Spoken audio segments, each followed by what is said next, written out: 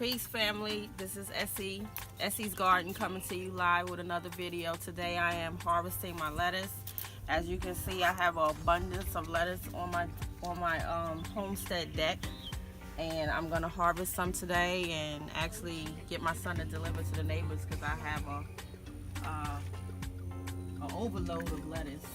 So it's pretty cool to be able to share your veggies with your neighbors. So that's what I'll be doing today. So as you can see, I'm harvesting some of the lettuce, and I'm gonna be harvesting from each one of these pots that I have.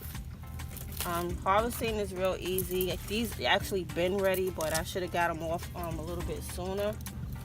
So yeah, it's super easy. That one is a little laggy, so I don't want to give that away. We want to get some that has some some firmness to it. As you can see, there's actually more growing out of this pot. Actually, it's like 2 heads of lettuce growing. So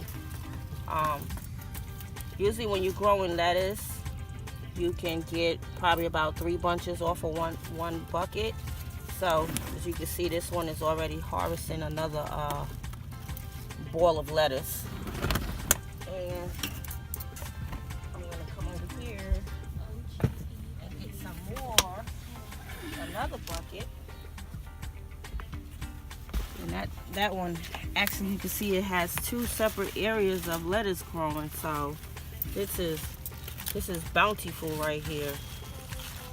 So I'm going to come in here and just cut it just like that. See there? Look at that.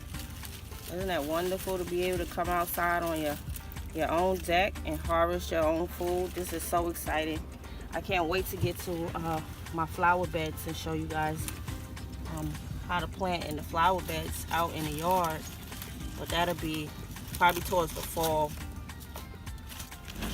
And I will be bringing you guys another video probably in another week or so on how to plant strawberries